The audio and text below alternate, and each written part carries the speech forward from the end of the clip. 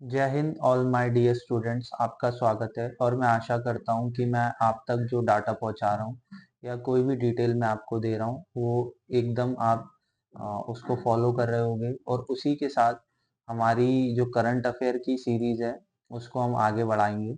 और main intuition यही है मेरा कि आपको एग्जाम में हेल्प मिल सके, ज़्यादा से ज़्यादा आप एग्जाम में बेनिफिट ले सकें।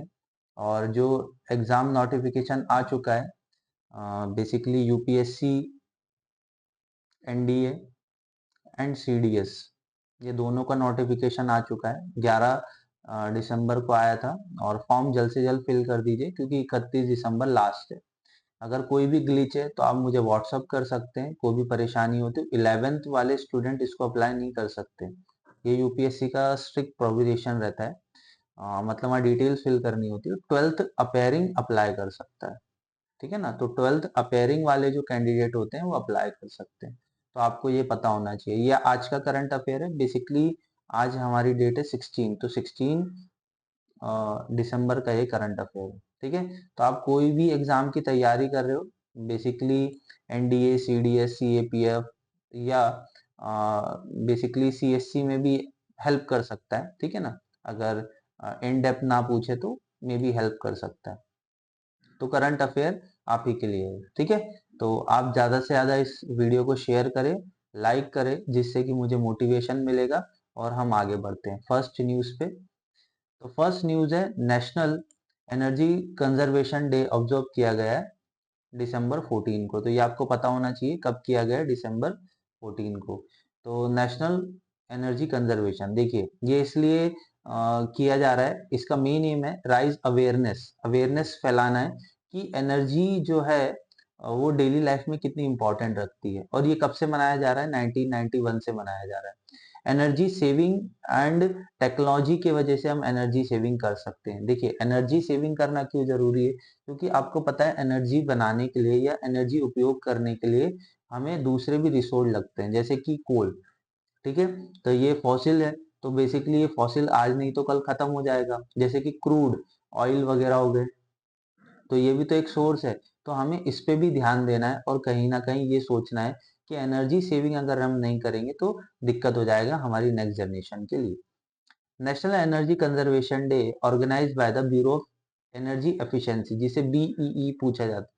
तो आपके जो दूसरे एग्जाम्स होते हैं, रेलवे वगैरह या कोई भी एनटीपीसी का एग्जाम या बैंकिंग में, तो ये क्वेश्चन पूछ देता है डायरेक्ट कि बीईई का फुल फॉर्म क्या है। तो ब्यूरो ऑफ एनर्जी एफिशिएंसी, ठीक है।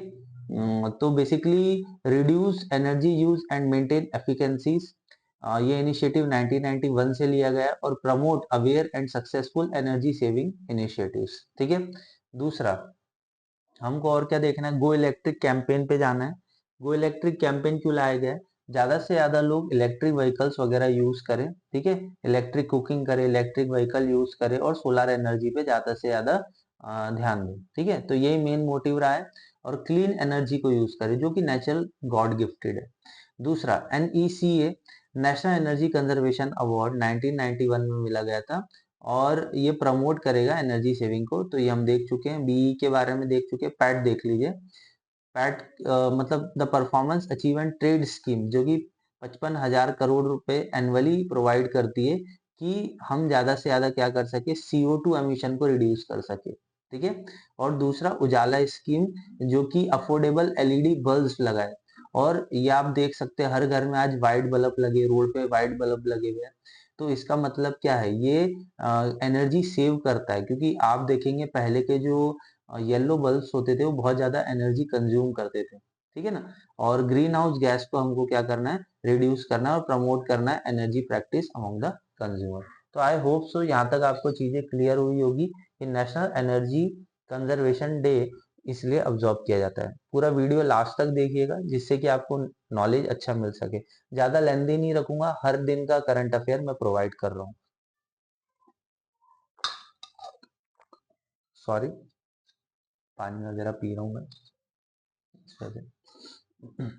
Next, India become the first nation to define green steel standard, ठीक है। तो India become the first nation to define green steel standard का मतलब क्या है, इंडिया ग्रीन स्टील को प्रमोट कर रहा है। दूसरा कार्बन डाइऑक्साइड एमिशन को लूज कर रहा है। कार्बन डाइऑक्साइड को क्यों लूज कर रहा है? बेसिकली हमको क्या करना है कि जो हमारा जो स्टील मैन्युफैक्चर है, ठीक है ना, ये स्टील जो है उसको एक मिक्स मटेरियल में बनाया जाता है, आयरन प्योर फॉर्म में नहीं होता है ये। तो उससे क्या हो रहा है, कार्बन मोनोऑक्साइड ज्यादा रिलीज हो रहा है। तो इससे हमें क्या हो रहा है, इन्वायरमेंट को बहुत ज्यादा प्रॉब्लम हो रहा है। तो हमें ये भी देखना है, जो ग्रीन स्टील होगा मतलब अच्छे क्वालिटी का स्टील होगा, उसको रेटिंग्स दी जाएगी। क्या करी जाएगी? रेटिंग्स दी जाएगी। Green steel is defined to be carbon emission relative to the establishment threshold, ठीक है। CO2 per ton to be consider as a green, the ratings दी जाएगी। तो green steel define the carbon emission by 2.2 ton per ton of finished steel, ठीक है। Star rating system ये भी लाया गया है, 5 स्टार तक दिया जाएगा। ग्रीन स्टील मिशन लाया गया है जिसमें 15,000 करोड़ रुपए इन्वेस्ट करे जाएंगे, ठीक है। और सेफ गार्ड ड्यूटीज लाई गई है कि हम प्रमोट कर सके safe guard duties for the steel imports, ठीक है। तो चीप इम्पोर्ट होना चाहिए, और लाइक जैसे चाइना और वियतनाम, ठीक है ना, वहां से हम क्या करते हैं, चीप इंपोर्ट करते हैं। आई होप सो यहाँ तक आपको चीजें क्लियर हुई होगी। ये ज्यादा मतलब कैसे है, India become a first nation to define green steel standard, इस वजह से ये न्यूज इंपॉर्टेंट हो जाती है। Next, desert knight exercise trilateral air combat exercise. तो बेसिकली डेजर्ट नाइट एक्सरसाइज ये ट्राइलेटरल थी। देखो, बायलेटरल मतलब दो नेशन, ट्राइलेटरल मतलब तीन नेशन। तो इंडिया, फ्रांस और यूएई, ये तीन कंट्रीज हैं, ठीक है। तो एयर कॉम्बैट एक्सरसाइज परफॉर्म कर रही है। क्या कर रही है? एयर कॉम्बैट एक्सरसाइज परफॉर्म करी, जिसका क्या नाम है? Desert knight. तो ये आपको पता होना चाहिए। तीन कंट्री, फिर मैं बोल रहा हूँ, इंडिया, फ्रांस और यूए। आपको ये कमेंट में करना है, इंडिया और फ्रांस के बीच में जो एयर एक्सरसाइज होती है उसका नाम क्या है। और ये बेसिकली कहाँ किया गया है? अरेबियन सी के इधर। Defence cooperation among the three nation, जाहिर सी बात है तीनों नेशन में कोऑर्डिनेशन होना चाहिए। कोई भी एक्सरसाइज कंडक्ट करी जाती है उसका मेन सिनेरियो यही रहता है कि आपदा में या कोई ऐसे वॉर लाइक सिचुएशन में कोलैबोरेशन फोर्सेस में बना रहे।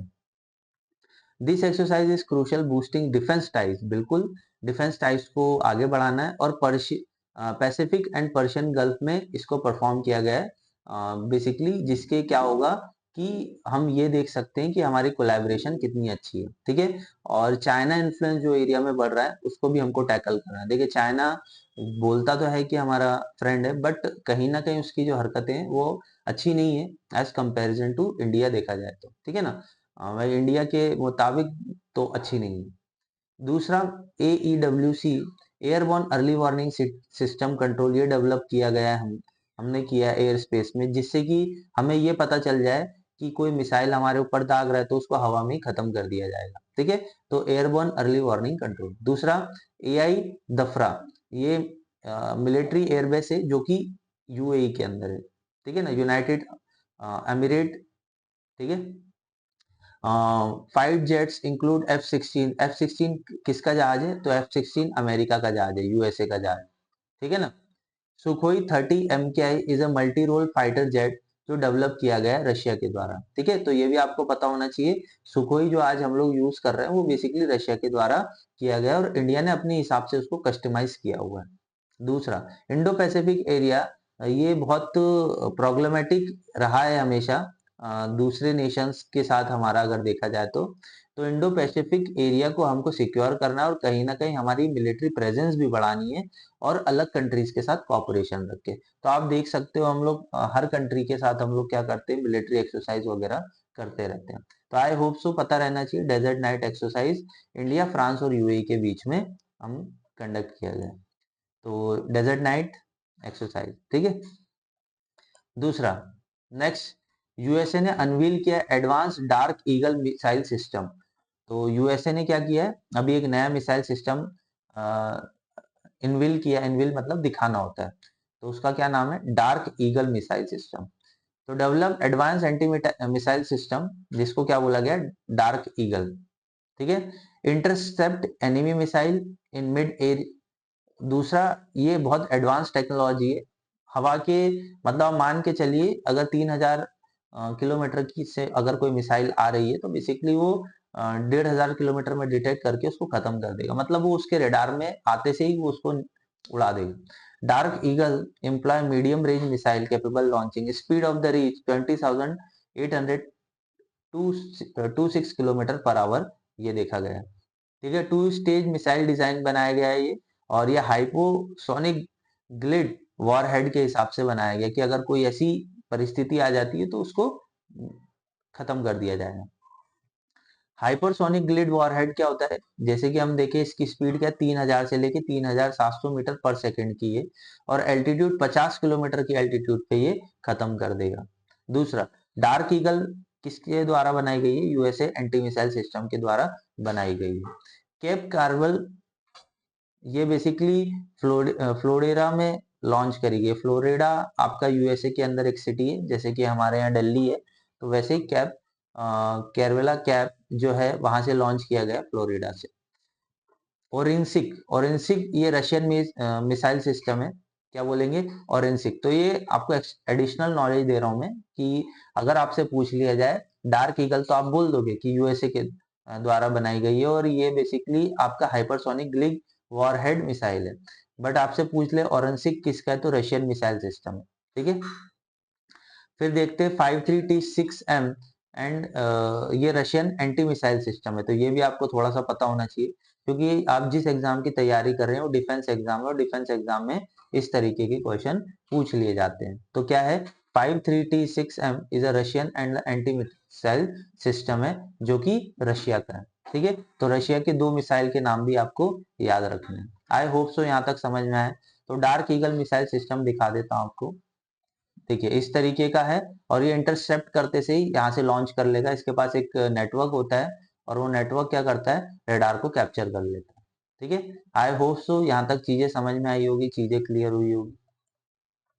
नेक्स्ट, इंडियन नेवी ने लॉन्च किया संपर्क 4.0 इनिशिएटिव। देखो बहुत इंपॉर्टेंट है, ऐसी स्कीम जब लॉन्च होती है किसी गवर्नमेंट के द्वारा या किसी ऑर्गेनाइजेशन के द्वारा, जैसे इंडियन नेवी एक ऑर्गेनाइजेशन है जो कि हमारे देश में देश की सेवा कर रही है, तो इंडियन नेवी ने 4th एडिशन संपर्क का लॉन्च किया दिसंबर 16 2024 को, और इसका मेन एम था कि हेल्थ केयर एक्सेस बढ़ाना है नेवल वेटरनरीज को और वीर नारीज को। वेटरनरीज मतलब जो कि बेसिकली रिटायरमेंट ले चुके हैं या कुछ इंजरीज की वजह से वो नेवी को छोड़ चुके हैं, तो उनको अपना हेल्थ केयर एक्सेस बढ़ाना है। ठीक है, तो महाराष्ट्र के कुछ जगह पे जैसे पुणे वगैरह हो गया, यहाँ सब में डेवलप किया गया है, इनिशिएट लिया गया है navy dedicated by the wellbeing of veterinaries. ठीक है ना, और बेसिकली जो इंडियन नेवी के पर्सनल्स है जो सर्विंग है, उनको भी हेल्थ केयर के बारे में अवेयरनेस पहुंचाना। तो संपर्क 4.0 किसके द्वारा लॉन्च किया गया है,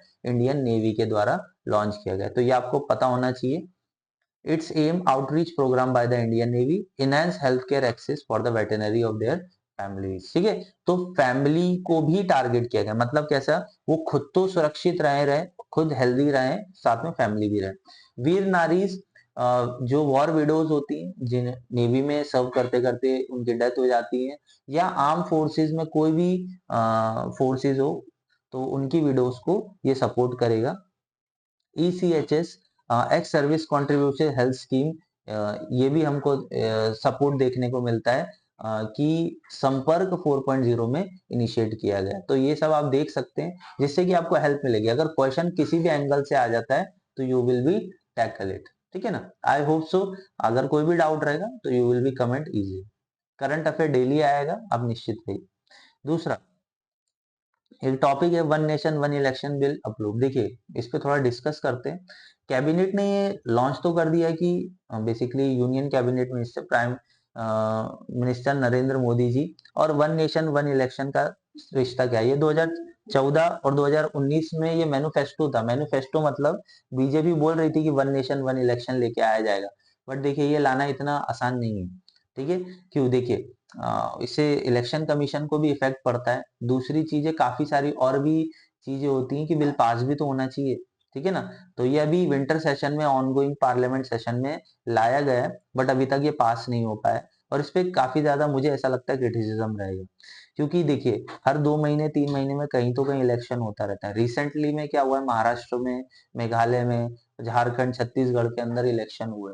ठीक है ना। तो ये स्टेट इलेक्शन होते हैं। अगर वन नेशन वन इलेक्शन के थ्रू ये सब एक साथ ही होने लगेंगे तो लोगों के पास अपॉर्चुनिटी नहीं हो पाएगी, और मतलब लोग जो हैं वो सही कैंडिडेट चुन नहीं पाएंगे। क्यों? क्योंकि अभी भी हमारे जो मतलब पब्लिक है वो ज्यादा अवेयर नहीं है लोगों के बारे में, और इलिटरेट है, ये बोलना कोई गलत बात नहीं होगी। दूसरी चीज, हाँ, इसके कुछ बेनिफिट्स भी है, जैसे कि इलेक्शन को खर्चा कम होगा, और बेसिकली दूसरी चीज ये है कि इलेक्शन कमीशन प्रिपेयर रहेगी उस चीजों के लिए। तो ये मतलब एक मैन पावर है जो वन टाइम ही यूज हो जाएगा। तो काफी सारी चीजें पॉजिटिव भी है, बट हमें ये भी देखना है, क्योंकि ये डेमोक्रेसी, ये क्या है, डेमोक्रेसी। तो डेमोक्रेसी में सबसे बड़ा चैलेंज क्या होता है कि हर एक व्यक्ति की आवाज उठाना, और जब हर एक व्यक्ति की आवाज उठानी है तो डेमोक्रेसी में सबसे इंपॉर्टेंट चीज क्या होता है, इलेक्शन। ठीक है, तो इलेक्शन को हमको क्या करना है, अच्छे से कंडक्ट करना है। तो joint parliamentary committees body in India ये बनी हुई है, ये इन हाउस होती है लेजिस्लेटिव असेंबली में। और model code of the conduct, तो model code of the conduct जिसे आचार संहिता बोला जाता है, तो फ्री एंड फेयर इलेक्शन की बात करता है। किसकी बात करता है? फ्री एंड फेयर इलेक्शन की बात करता है। और कहीं ना कहीं आपको ये देखना है कि इलेक्शन कमीशन किस तरीके से इस प्रोसेस को कंडक्ट करा पाता है। ठीक है, मैनिफेस्टो होने से कुछ नहीं होता है, बट उसके साथ साथ आपको क्या करना होता है, ढंग से इलेक्शन भी कंडक्ट कराना होता है। सॉरी फॉर नॉइज डिस्टर्बेंस, अगर कोई नॉइज का इशू हो रहा है तो। ठीक है, तो मैं आशा करता हूँ कि आपको चीजें समझ में आ रही होगी। मेरा टारगेट यही है कि ज्यादा से ज्यादा आपको अच्छे से मैं क्लेरिफाई कर सकूँ कोई भी टॉपिक को। ठीक है, दूसरी चीज हम लोग क्या देखेंगे, इंडिया ने साइन किया 13,500 करोड़ डिफेंस कॉन्ट्रैक्ट। ठीक है, विद एचएएल। एचएएल क्यों? क्योंकि सुखोई 30 MKL एयरक्राफ्ट हम लोग रिबिल्ड कर रहे हैं। एचएएल मतलब हिंदुस्तान एयरोनॉटिकल लिमिटेड है। ठीक है ना। तो 13,500 करोड़ रुपए का खर्चा किया गया है, और 12 सुखोई हम लोग डेवलप करेंगे। क्या करेंगे? 12 सुखोई MKL हमको डेवलप करना है। और इंडियन एयरफोर्स की स्ट्रेंथ को बढ़ाना जाहिर सी बात है, और एचएएल हमारी खुद की कंपनी है। तो सुखोई का जो मॉडल है वो तो रशिया से लिया हुआ है, बट हम लोग क्या करेंगे, बेसिकली उसको मॉडिफाई करके इंडिया में यूज करेंगे। ठीक है, तो Sukhoi 30 fighter aircraft Indian air force में बिल्ड किए जाएंगे, और ये हमारी स्ट्रेंथिंग करेगा। तेजस भी आपने देखा होगा, तेजस लाइट वेट एयरक्राफ्ट है, ये भी एचएएल ने बनाया हुआ है। उसको भी 200 का रिक्वायरमेंट दिया गया, मतलब 200 ऑर्डर दिए गए एचएएल को। ठीक है, जिससे क्या हो सके, डेवलप हो सके हमारे यहाँ क्या, एयरफोर्स की कैपेबिलिटी। ठीक है, तो आई होप सो आपको चीजें क्लियर हुई होगी, समझ में आया होगा, और मैं आशा करता हूँ कि ये करंट अफेयर आपके अपकमिंग एग्जाम में हेल्प करेंगे। ज्यादा से ज्यादा इसको शेयर करिए, लाइक करिए, और मेरी उम्मीद यही रहेगी कि आपका एग्जाम में सिलेक्शन निश्चित हो। Thank you all.